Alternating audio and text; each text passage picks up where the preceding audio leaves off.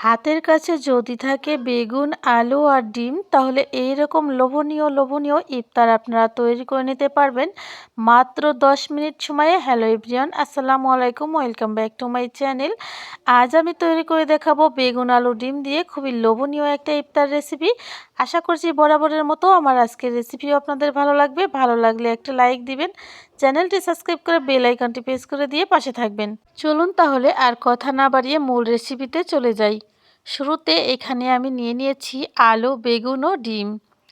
তো আলুটা প্রথমে আমি খোসা ছাড়িয়ে নিচ্ছি, দেখেই বুঝতে পারছেন। আর এইখানে রয়েছে দুটো বেগুন ও দুটো ডিম। সেই সাথে নিয়ে নিয়েছি বিগ সাইজের একটা আলু। আলুটা মাঝারি হলে দুটো নিতে হবে। তো আলুটা আমি খোসা ছাড়িয়ে নিয়েছি। এবার আমি আলুটা টুকরো টুকরো করে কেটে নেব। দেখেই বুঝতে পারছেন আমি কিভাবে কেটে নিচ্ছি, ঠিক সেম প্রসেসে কেটে নিতে হবে। সম্পূর্ণ আলুটা কেটে নিয়ে তারপর ফিরে আসলাম। এবার এই আলু ও ডিম নিয়ে নিচ্ছি আমি। একটা কড়ার মধ্যে পরিমাণ মতো পানি দিয়ে সামান্য লবণ দিয়ে আলু ও ডিম সেদ্ধ করে নিতে হবে।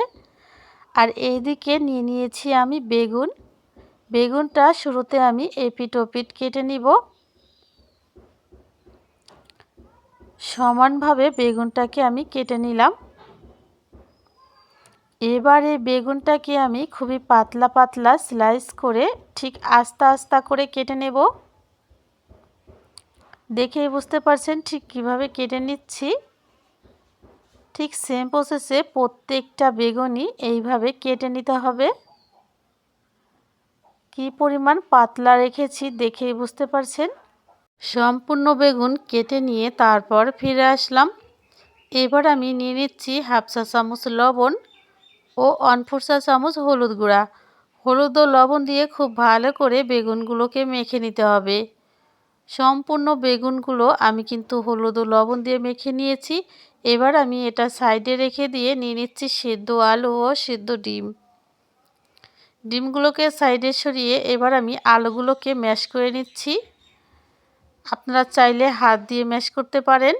সম্পূর্ণ আলুটা খুব ভালো করে ম্যাশ করে নিতে হবে, যাতে করে আলুর মধ্যে কোনো রকম লাঞ্চ কিংবা দলা দলা গুটি গুটি ভাব না থাকে। আলুটা ম্যাশ করা হয়ে গেছে, সাইডে সরিয়ে নিয়ে নিচ্ছি মাঝারি সাইজের একটা পেঁয়াজ কুচি ও 3টা ভাজা লঙ্কা। আপনারা চাইলে এখানে কাঁচা লঙ্কা ব্যবহার করতে পারেন। সেই সাথে নিয়ে নিচ্ছি 6 থেকে 7 কোয়া রসুন ভাজা ও 1/4 চা চামচ লবণ। এবার আমি ভাজা লঙ্কা ও রসুনটা খুব ভালো করে লবণ দিয়ে ডলে নেব, তারপর পেঁয়াজের সাথে মিশিয়ে নেব। পেঁয়াজের সাথে খুব ভালো করে মিশিয়ে নিয়ে এবার আমি সম্পূর্ণ আলুটা এর সাথে মিশিয়ে নেব।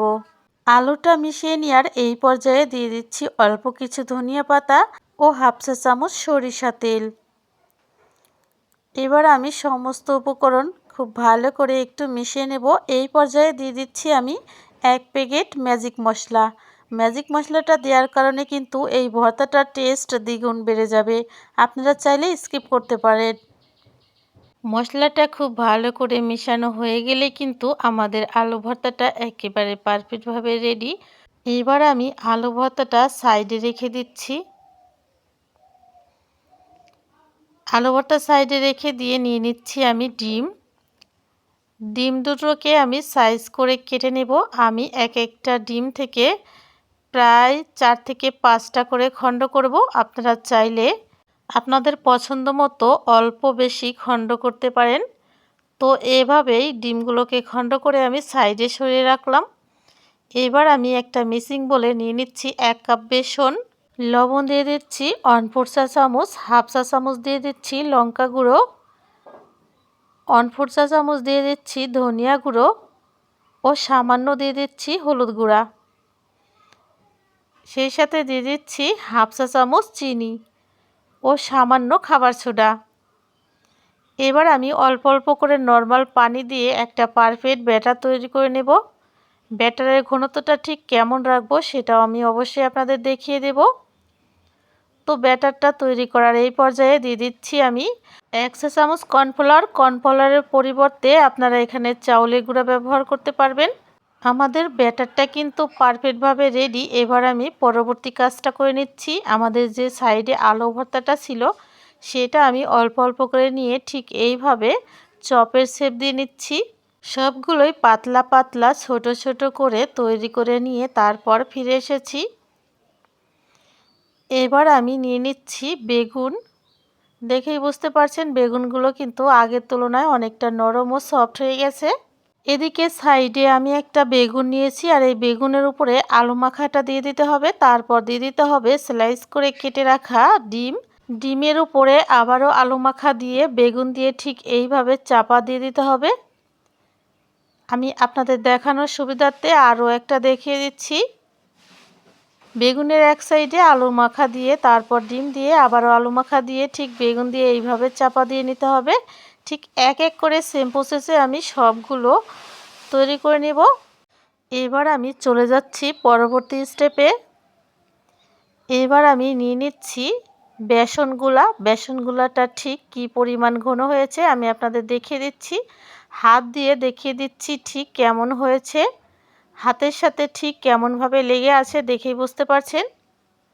এবার আমি ডিম আলুর যে বেগুনিগুলো তৈরি করে রেখেছি সেগুলো এই ব্যাটারের মধ্যে এইভাবে কোট করে নিচ্ছি। হাত দিয়েও দিতে পারেন, আবার চামচের সাহায্যে দিতে পারেন। এদিকে কড়াতে আমি পরিমাণ মতো বেশি করে তেল গরম করে নিয়েছি। তেলটা মাঝারি আঁচে রয়েছে। এক এক করে এইভাবে তুলে তুলে হাত দিয়ে দিয়ে দিতে হবে। আপনারা চাইলে চামচ দিয়ে দিতে পারেন। আমি পরবর্তীগুলো চামচ দিয়ে দিয়ে নিচ্ছি। সেম প্রসেসে এক এক করে বেশ কয়েকটা দিয়ে তারপর ফিরে আসলাম। এখান থেকে দেখতে এগুলো ছোট মনে হলেও এগুলো কিন্তু বেশ বড়সড় ছিল। প্রায় 1 মিনিট মাঝারি আঁচে ভেজে নেওয়ার পর একটা একটা করে উল্টে দিতে হবে। আর বেগুনিগুলো ভাজার সময় অবশ্যই তেলের পরিমাণটা একটু বেশি লাগবে। একটু পর পর উল্টে পাল্টে গোল্ডেন ব্রাউন কালার করে ভেজে নিতে হবে। আমার বেগুনিগুলো কিন্তু ভাজা হয়ে গেছে। আমি একটা চিপকির সাহায্যে তেল ঝরিয়ে তুলে নিচ্ছি। আর এক এক করে সেম প্রসেসে সবগুলো তৈরি করে নিয়ে তারপর ফিরে আসলাম। তো বন্ধুরা দেখেই বুঝতে পারছেন আমাদের ডিম আলুর বেগুনিগুলো দেখতে কতটা লোভনীয় হয়েছে। ডিম আলুর বেগুনিগুলো দেখতে যেমন লোভনীয়, খেতে কিন্তু তার থেকেও 3 গুণ টেস্টি।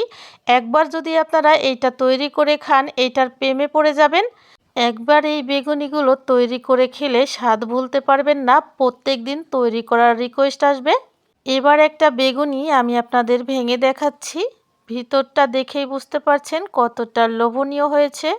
ভিতরে রয়েছে ডিম, আলু, সেই সাথে বেগুন। 3টা মিলিয়ে অসাধারণ টেস্টি হয় এই বেগুনিগুলো।